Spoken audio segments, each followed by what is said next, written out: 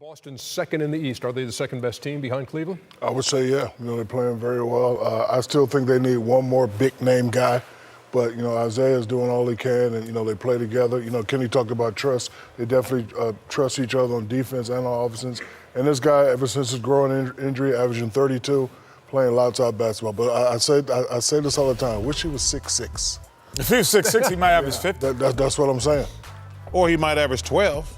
I mean, I think his size makes him want to have a chip on his shoulder. He was a late draft pick. I think he was the last guy picked in the second round.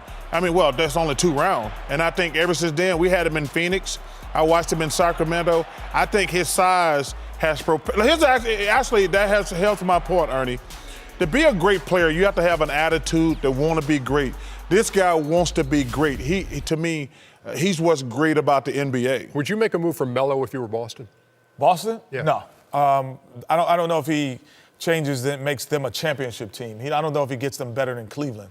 But, they have a different style of play that he would probably have to kind of change his game and piece to. I just don't know if he makes them better. But it is a possibility. To me, he's an unbelievable scorer. And at this stage of his career, they have to put guys who aren't the main guy on him.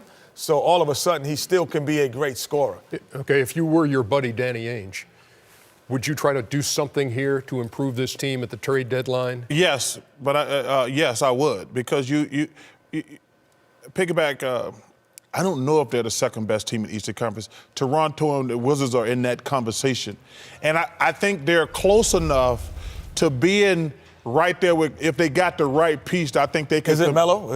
I do not think it's Melo, because I don't think Isaiah and Melo would mesh together, because they both need the ball.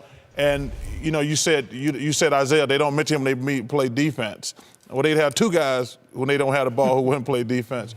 So I would make a move, because you're stagnant. You're in the conversation as the second best team in the Eastern Conference, but you could lose to Toronto or the Wizards. But they got so many valuable pieces, and I think they got some good draft picks. I would make the move, to be honest with you. Who would you go after?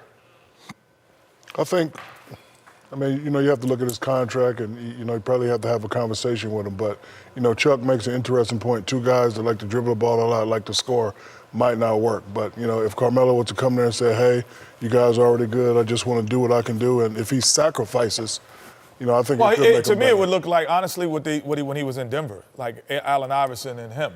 I don't know if that really was a team that was a great championship mix. Right now, because everyone else is kind of what I call tossbacks. When they get the ball, the ball just keeps ping-ponging around. He's the only one that kind of creates off the dribble, is Isaiah, and I think that's why it's worked so well for them.